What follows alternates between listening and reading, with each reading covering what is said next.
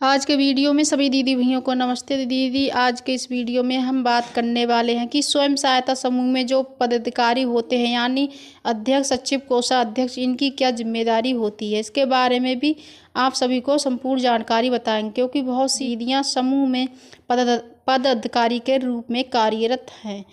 कोई दीदी अध्यक्ष है तो कोई दीदी सचिव है और कोई दीदी कोषाध्यक्ष है, क्योंकि दीदी स्वयं सहायता समूह में बहुत सी दीदियां पदाधिकारी के रूप में कार्यरत हैं, अध्यक्ष, सचिव, कोषाध्यक्ष के रूप में और अपने समूह का संचालन कर रही हैं।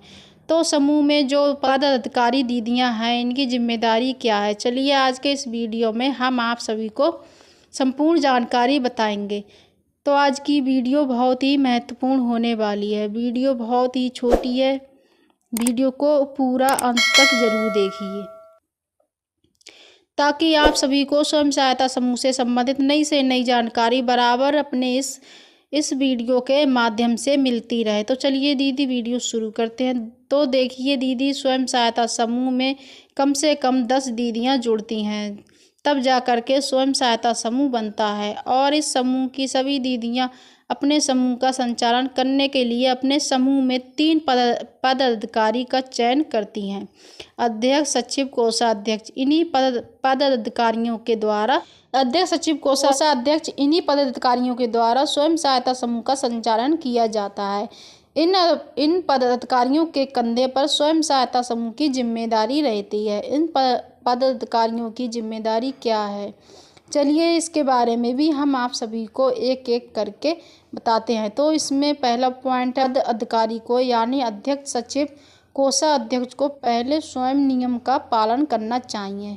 जी हाँ दीदी, स्वयं सहायता समूह में जो भी नियम बनाए गए हैं तो पदाधिकारी का दायित्व बनता है कि पहले स्वयं सहायता समूह के पदाधिकारी यानी अध्यक्ष, सचिव, कोषाध्यक्ष समूह बनाए हुए नियमों का पालन करें। जैसे नियमित साप्ताहिक बैठक, अपने समूह की नियमित साप्ताहिक बचत, नियमित आंतरिक लेन देन, नियमित समय से ऋण की वापसी, नियमित साप्ताहिक रजिस्टर का लेखा जोखा, लेखांकन पुस्तिका का रखरखाव जब करेंगी तभी आपका समूह अच्छे से चलेगा। उसके बाद दूसरा नंबर है, बिना किसी पक्षपात के नियम का पालन करना। जी हाँ दीदी, समूह के जो नियम बनाए गए हैं, समूह के अपने 10 नियम होते हैं।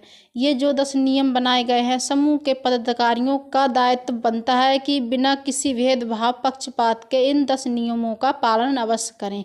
तभी 3 नंबर है, ये सुनिश्चित करना है कि सारे सदस्य नियम का पालन करें। तो पदाधिकारियों का दायित्व बनता है कि उनके समूह में जितने सदस्य जुड़े हैं वह सभी सदस्य समूह के द्वारा जो नियम बनाया गया है उस नियम का पालन कर रहे हैं कि नहीं कर रहे हैं। यदि नहीं कर रहे हैं तो पदाधिकारियों की जिम्मेदारी बनती है कि सभी सदस्यों से समूह के नियम का पालन अवश्य करवाएं। 4 नंबर है, नियम का उल्लंघन व कार्रवाई निश्चित रूप से करना। जी हाँ, पदाधिकारियों का दायित्व बनता है कि स्वयं सहायता समूह में जो भी नियम बनाए गए हैं, यदि कोई दीदी उस नियम का उल्लंघन करती है, नियम के अनुसार समूह में कार्य नहीं करती है, तो उस दीदी के ऊपर निश्चित रूप से कार्रवाई करना अनिवार्य है। और ये जिम्मेदारी स्वयं सहायता समूह के पदाधिकारियों को दी गई है। 5 नंबर है, बराबर संचेत करना। जी हाँ दीदी, स्वयं सहायता समूह के पदाधिकारियों का दायित्व बनता है कि वह अपने समूह के सभी सदस्यों को बराबर संचेत करे कि वह लोग अपने समूह में नियम का पालन कर रहे हैं या नहीं कर रहे हैं। अपने समूह में अनुशासन बनाए रखें और अखंडता बनाए रखें, समूह का नियम ना तोड़ें। 6 नंबर है, सदस्य के बीच प्रतिस्पर्धा को खत्म करना। जी हाँ दीदी, स्वयं सहायता समूह के पदाधिकारियों का दायित्व बनता है कि उनके समूह में जितनी भी दीदियां जुड़ती हैं सभी दीदियों का सम्मान करना, सदस्यों के बीच किसी भी प्रकार की प्रतिस्पर्धा नहीं रखना, उनको खत्म करना और अपने समूह में अनुशासन, एकता, अखंडता को बनाए रखना। यह है स्वयं सहायता समूह के पदाधिकारी यानी अध्यक्ष, सचिव को कोषाध्यक्ष की जिम्मेदारी। जब स्वयं सहायता समूह की पदाधिकारी दीदियां इन जिम्मेदारी को निभाकर अपने स्वयं सहायता समूह में अच्छे से करेंगी तब आप सभी दीदियों का समूह अच्छे से चलेगा। तो आप सभी दीदियों को स्वयं सहायता समूह से बहुत सारे लाभ मिलेंगे। तो दीदी आशा करते हैं मेरे द्वारा बताई गई जानकारी आपको कैसी लगी। अगर जानकारी अच्छी लगी हो तो वीडियो को लाइक शेयर और चैनल को सब्सक्राइब जरूर कर दें। मिलते हैं अगली वीडियो में एक नई जानकारी के साथ, तब तक के लिए धन्यवाद।